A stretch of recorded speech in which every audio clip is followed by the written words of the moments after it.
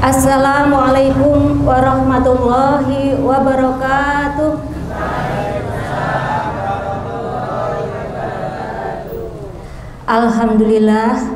Alhamdulillahirabbil alamin. Wassalatu wassalamu ala asrofil anbiya'i wal mursalin wa ala alaihi wa sahbihi ajmain. Amma ba'du. Bapak Ibu jamaah Masjid Nurul Huda 19 yang dimuliakan oleh Allah Subhanahu wa taala. Alhamdulillah, kita panjatkan selalu puji syukur kepada Allah Subhanahu wa taala. Pada sore hari ini kita diberi kesehatan, dilimpahi rahmat bisa menjalankan ibadah puasa di penghujung Ramadan 1446 Hijriah. Tentunya kita semua hari ini bersyukur sekali ya Bapak Ibu bisa menjalankan ibadah, diberi kesempatan untuk bisa menyelesaikan Ramadan di tahun ini. Namun juga kita merasa cemas dan khawatir tentunya ya. Bisakah kita bertemu dengan Ramadan di tahun depan? Ya. Kita berjanji, insya Allah kita akan lebih baik lagi di Ramadan yang akan datang. Kalau di Ramadan ini mungkin ada yang sholat tarawehnya tertinggal, atau mungkin tadarusnya mungkin masih kurang. Insya Allah kita diberi kesempatan untuk memperbaikinya di tahun yang akan datang. Mudah-mudahan, amin. Bapak Ibu semua, sore hari ini saya diberi kesempatan untuk memberikan materi tentang menyiapkan generasi yang sehat dan berkualitas. Ini nama saya ya Bapak Ibu. Tadi ada yang lupa, Bu Binem lupa sama saya. Oh itu Bu Ira toh gitu. Mohon maaf karena mungkin kadang jarang kelihatan ya. Tapi kalau taraweh saya insya Allah sering loh Bu, tapi di belakang. Seringnya udah Isya itu udah mulai mau sholat, saya baru datang dari di belakang, nggak kelihatan. Kita lanjutkan ya Bapak Ibu.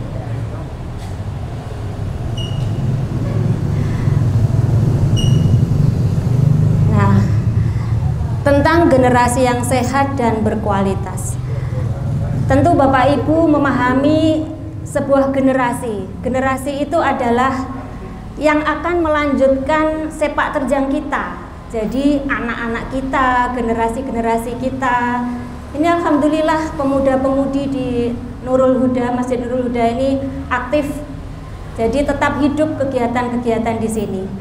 Terima kasih.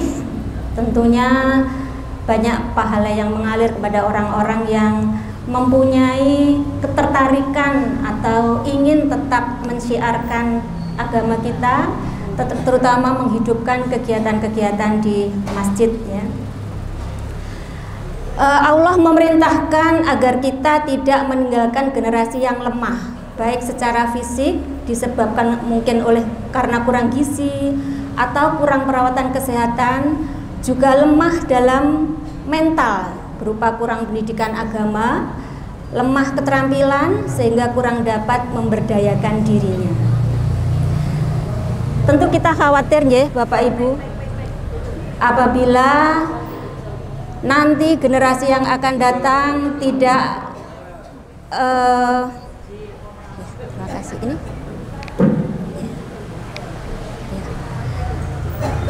Kita khawatir kalau generasi yang akan datang kurang bisa berdaya. Jadi sampai kegiatan-kegiatan yang positif tidak hidup lagi. Itulah yang kita khawatirkan.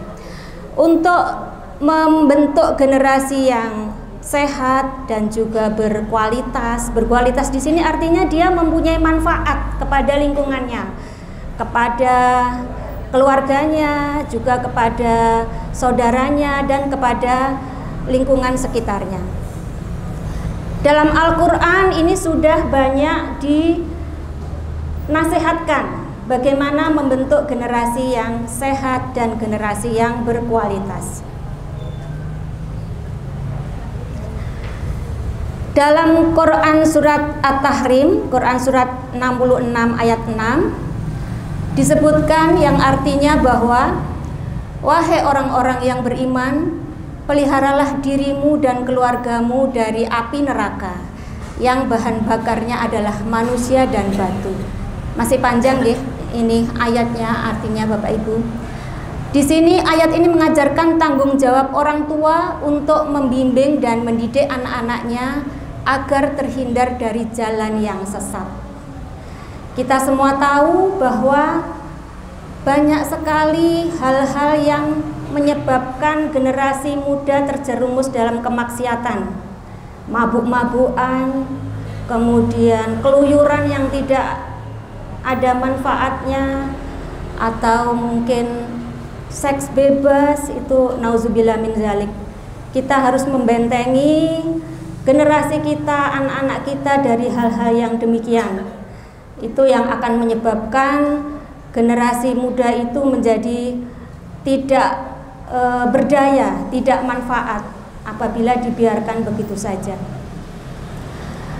Kemudian dalam surah Luqman, Quran surat 31 ayat 13 disampaikan juga yang artinya, dan ingatlah ketika Luqman berkata kepada anaknya ketika ia memberi nasihat kepadanya, wahai anakku, janganlah engkau mempersekutukan Allah. Sesungguhnya mempersekutukan Allah adalah benar-benar kezaliman yang besar. Dalam ayat ini, Luqman sebagai seorang ayah memberikan pendidikan tauhid, akhlak, dan bimbingan hidup kepada anaknya. Hal pertama yang menjadi fundamental generasi adalah tauhid. Nah, ini bukan hanya tanggung jawab ibu. Ternyata dicontohkan di dalam Al-Quran, Luqman seorang ayah itu mendidik anaknya bagaimana bertauhid secara benar. Apabila seorang bayi baru lahir, tentu interaksi pertama adalah dengan ibunya ya, Bu. Ibunya yang sehari-hari menggendong, memberikan ASI, memberikan makan. Tapi jangan lupa, yang mengazankan untuk anak yang baru lahir ayah. Nah, disitulah bahwa bagaimana peran seorang ayah memberikan pendidikan ketauhidan kepada anaknya. Ya. Kalau di rumah itu pada anak-anak yang balita, karena dia masih dalam lingkup rumah tangga, jarang keluar-keluar, belum sekolah mungkin, itu banyak interaksi dengan ibunya. Disitulah banyak disampaikan oleh ibunya nasihat-nasihat yang membuat anak itu tumbuh menjadi generasi yang baik. Harus diingat Bapak Ibu bahwa 2 tahun pertama, atau kalau sekarang istilah di kesehatan itu 1000 hari pertama kehidupan. Dihitung dari kapan? Dari janin saat di dalam kandungan. Itu ternyata bisa berinteraksi dengan dunia luar. Jadi ketika hamil, itu bagaimana ibunya mendekatkan kepada segala hal yang baik. Misalkan mendengarkan murotal seperti itu. Kemudian kalau melihat televisi juga acara-acara yang baik, pengajian. Itu tuh janin dalam kandungan itu sudah bisa berinteraksi walaupun tidak terasa. Ya. Nah, disitulah apabila bayi itu sudah lahir, kemudian sudah mulai bisa mengenali sekitarnya, itu luar biasa perkembangan otaknya Bapak Ibu. Jadi dia bisa menangkap apa yang ada di luar dan terpatri di dalam ingatannya. Itu yang akan dibawanya sampai dia besar. Mungkin waktu balita dia belum bisa memahami, tetapi hafalannya itu yang cukup terpatri dalam hidupnya. Sehingga ketika dia dewasa, hafalannya itu tetap diingat dan dia mulai bisa memahami apa yang saya hafalkan yang diajarkan oleh orang tua pada saat kecil. Nah, itulah fungsinya. Karena ketika otak, jaringan-jaringan neuronnya itu mulai berkembang, mulai tumbuh, rangsangan-rangsangan dari luar itu menancap di dalam sel-sel otaknya itu. Nah, itu yang membuat dia sampai dewasa itu teringat apa yang diajarkan oleh orang tuanya ketika masih kecil. Kita juga terasa ya Bapak Ibu, waktu kecil kita diajari membaca Al-Fatihah. Ternyata sampai kita besar, sampai tua tidak lupa. Iya. Begitu juga yang hal-hal lain yang diajarkan orang tua kita. Itu sampai kita besar kita tidak lupa. Selanjutnya untuk surat Al-Isra, Quran surat 17 ayat 23 sampai 24. Di situ disampaikan yang artinya, dan Tuhanmu telah memerintahkan agar kamu jangan menyembah selain Dia, Dia ini Allah, dan hendaklah berbuat baik kepada kedua orang tua. Nah, membentengi anak dengan tauhid yang kuat, itulah yang menjadi tugas orang tua. Sehingga ketika dia dewasa, diterpa masalah-masalah yang besar, dia kembalinya kepada siapa? Hanya kepada Allah, tidak kepada yang lain. Mungkin kalau dia tauhidnya tidak kuat, dia akan mencari solusi ke tempat-tempat yang tidak benar. Ketika dia ditimpa stres, dia inginnya apa? Mabuk-mabukan. Dia inginnya apa? Apa dunia malam gemerlapan yang tidak ada gunanya. Seperti itu berarti tauhidnya kurang kuat. Apabila tauhidnya kuat, semua akan kembali pada Allah. Dia akan pasrah, akan bertawakal dengan segala ketentuan yang terjadi, karena dia yakin apapun yang terjadi ketika dia sudah berusaha baik, itu adalah jalan kebaikan untuk dia yang ditentukan oleh Allah Subhanahu wa taala. Jadi selalu mempunyai prasangka baik kepada Allah. Itulah yang mempunyai tauhid yang kuat. Kemudian di surah An-Nisa, Quran surat 4 ayat 9 disampaikan bahwa yang artinya, dan hendaklah takut kepada Allah orang-orang yang seandainya meninggalkan keturunan yang lemah di belakang mereka, dan mereka khawatir terhadap kesejahteraan mereka. Oleh sebab itu, hendaklah mereka bertakwa kepada Allah dan berbicara dengan tutur kata yang benar. Ini menyampaikan bahwa sesungguhnya kita khawatir apabila meninggalkan keturunan yang lemah.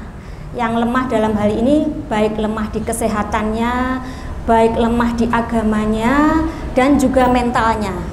Itulah sehingga pendidikan untuk anak-anak itu sangat penting agar tidak meninggalkan generasi atau keturunan yang lemah. Dari ayat-ayat di atas dapat disimpulkan bahwa Islam sangat menekankan pentingnya pendidikan bagi anak-anak, baik dalam aspek akidah, akhlak maupun kehidupan sosial.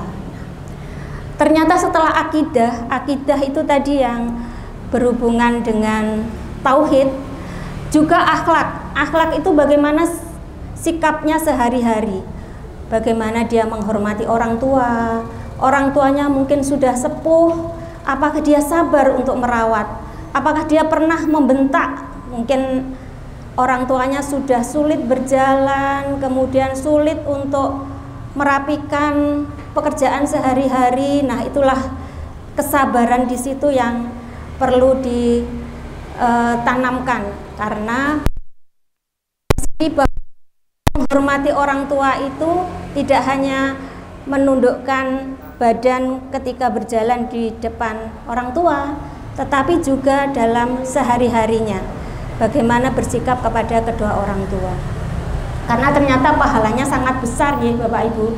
Saya sendiri, ibu saya udah sepuh, udah 84 tahun, berjalannya juga susah, dan saya menyadari bahwa ternyata kesabarannya di situ benar-benar harus diterapkan ya. karena kadang harus menggendong, harus pakai kursi roda kalau diajak pergi-pergi. Tapi saya ajak aja makan di restoran, saya ajak ibu saya mau di piknik, atau kalau nyari penginapan hotelnya yang ramah untuk disabilitas, jadi bisa mendorong kursi roda. Nah, kalau di rumah terus bosen ibu saya itu juga, aku seneng nek diajak melaku-melaku gitu. Nah, itu mungkin salah satu cara kita untuk menyenangkan hati orang tua kita. Ya sebisanya, kalau tidak mampu ya nggak apa-apa, diajak jalan-jalan keluar aja udah seneng, jadi tidak terkurung di rumah terus. Kita lanjutkan ya. Nah, ternyata proses yang dilalui dalam menyiapkan generasi yang berkualitas ini juga dituntun oleh Al-Quran. Yang pertama yaitu memilih pasangan yang baik. Ini saya lihat yang mau memilih pasangan sangat sedikit ya. Kelihatannya semua sudah berpasangan. Ya. Biasanya remaja-remaja atau mungkin yang usia-usia 20-an itu mulai memikirkan untuk mendapatkan pasangan yang baik. Mungkin adik pembawa acara ini yang ya, kalau yang muda-mudi tidak di forum ini ya mungkin ya.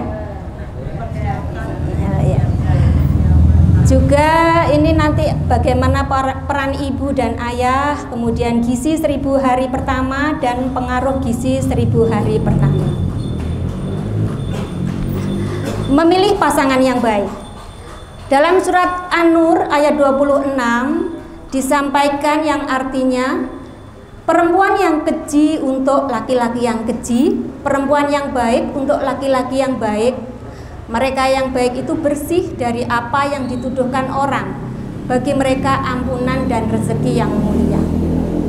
Nah, sudah jelas bahwa perempuan yang baik adalah untuk laki-laki yang baik.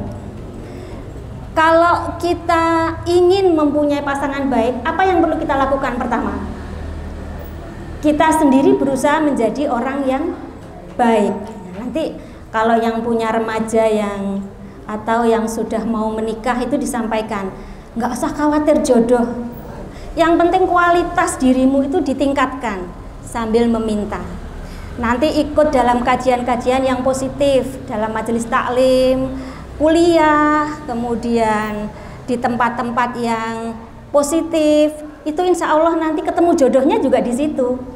Tapi ketika dia di lingkungan-lingkungan yang negatif, nanti ketemu orangnya juga yang seperti itu. Itu hukum alam, memang seperti itu. Jadi tidak usah khawatir tidak mendapatkan jodoh, yang penting tingkatkan kualitas diri kita masing-masing, terutama diterapkan pada anak-anak kita.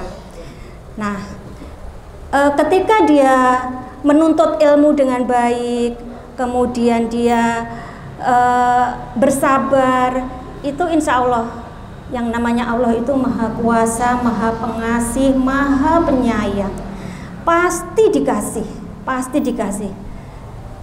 Nah, itu mungkin Bapak Ibu yang pernah ada momen-momen tersendiri merasakan bagaimana kasih sayang dari Allah SWT, itu yakin betul bahwa ternyata memang Allah itu tidak akan menyia-nyiakan doa yang kuat itu pasti dikabulkan, tinggal waktunya aja. Atau kalau mungkin dikabulkannya dengan hal yang lain, itu berarti pilihan dari Allah yang lebih baik itu.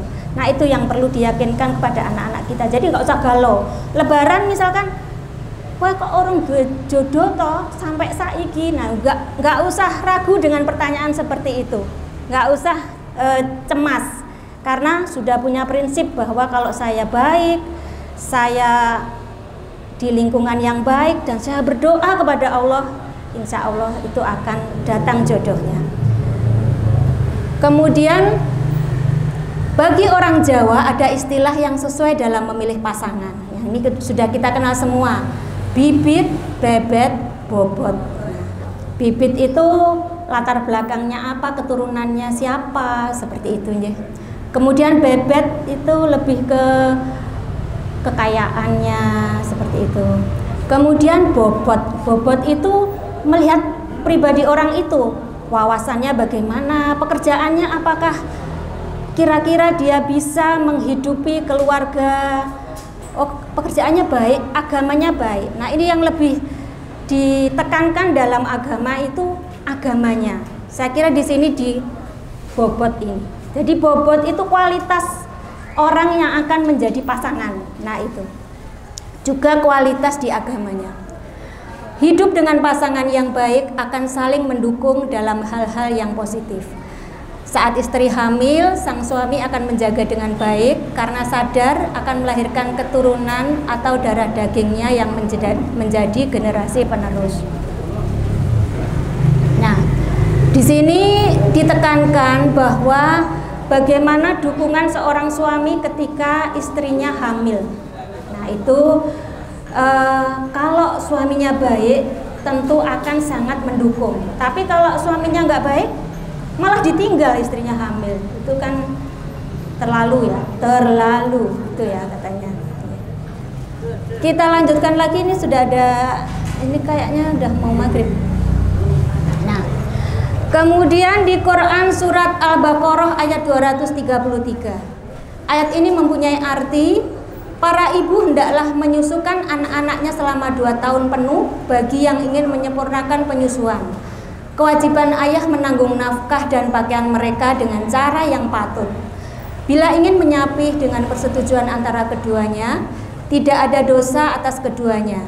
Dan bila ingin menyusukan anakmu kepada orang lain, maka tidak ada dosa bagimu. Nah ini pentingnya ASI, air susu ibu. Jadi motivasi yang baik akan memberikan air susu yang baik. Nah itu sampai 2 tahun. Bagaimana kalau seorang wanita karir? Itu sekarang banyak jalan ya untuk bisa memberikan ASI pada wanita karir. Jadi tidak ada alasan saya kira. Kita lanjutkan. Bukan hanya perkembangan fisiknya, gizi yang baik pada periode ini juga akan membentuk kemampuan kognitif dan emosional anak. Kecerdasan anak, emosi anak itu akan sangat berpengaruh ketika orang tua itu memberikan gizi yang baik, karena itu akan dibawa terus sampai dia dewasa. Anak yang mendapat asupan gizi cukup akan berkembang dengan lebih baik, yang tentunya berdampak pada kemampuan belajar, kemampuan berpikir kritis, serta kestabilan emosional di masa depan. Kita lanjutkan saja. Peran ibu dan ayah dalam mendampingi tumbuh kembang anak.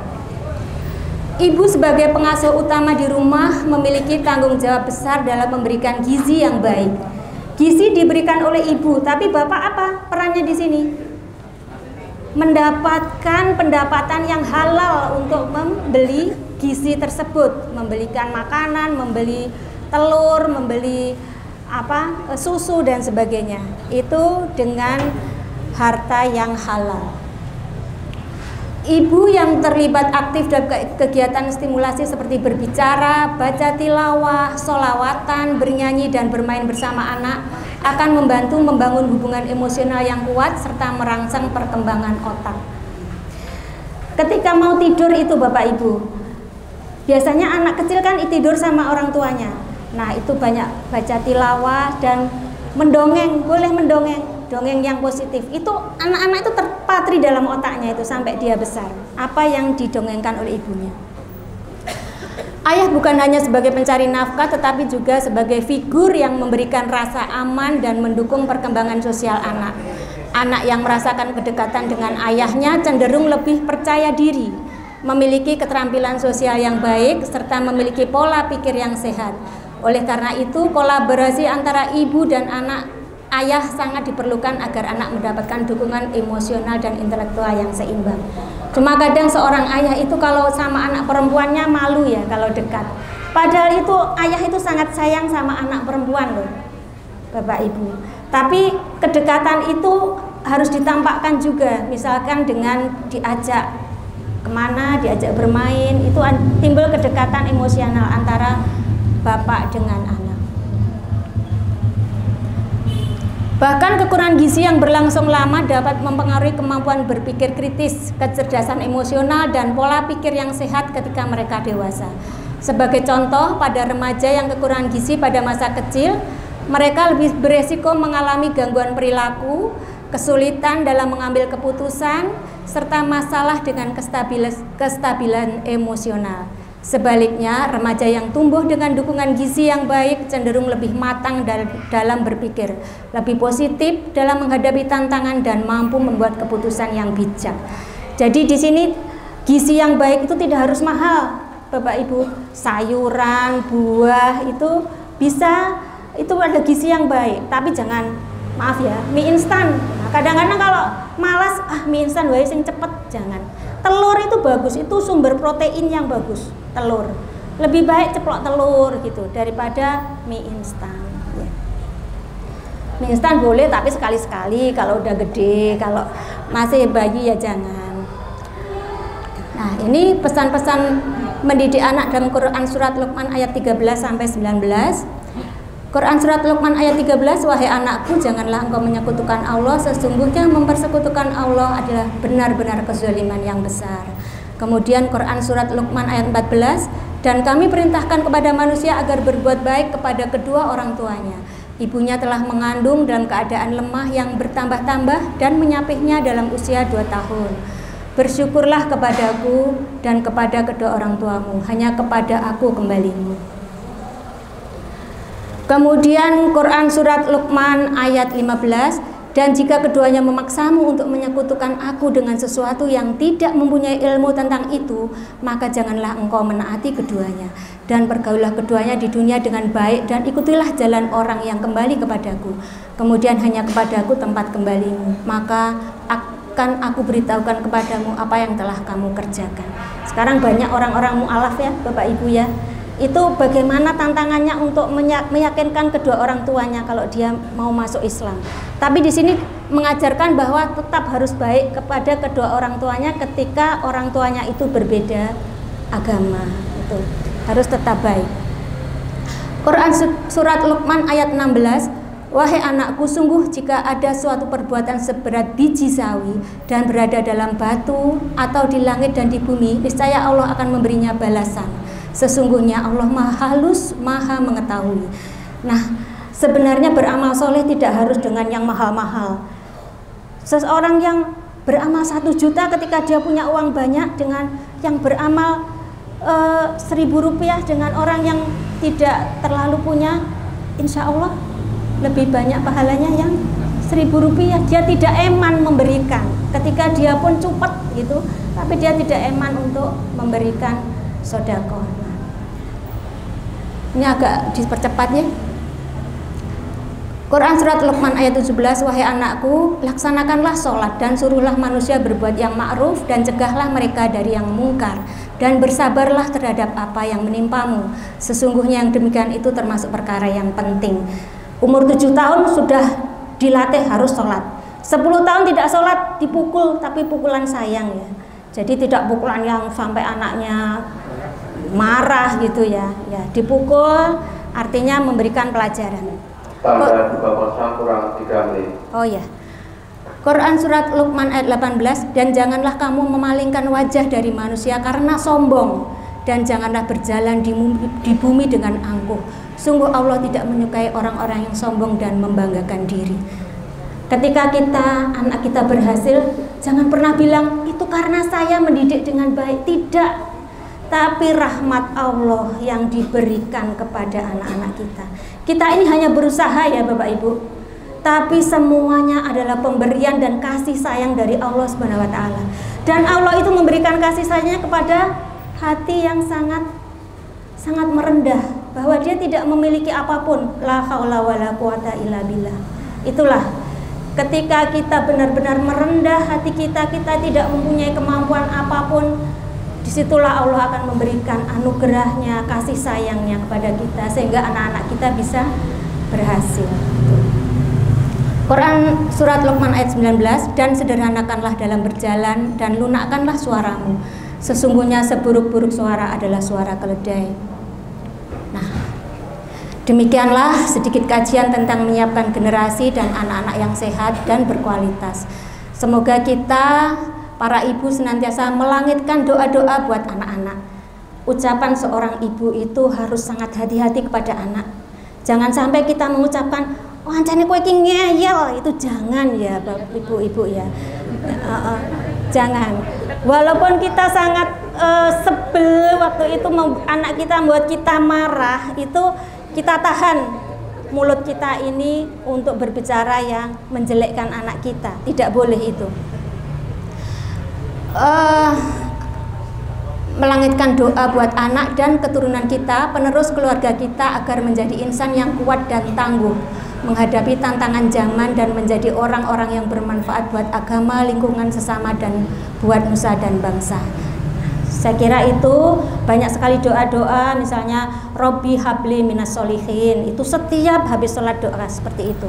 Kemudian yang setelah usia 40 tahun, Robbi auzikni an askuro nikmataka allati an amta alayya wa ala walidayya wa an amala solihan tardahu wa aslih li fi zurriyati inni tubtu ilaika wa inni minal muslimin.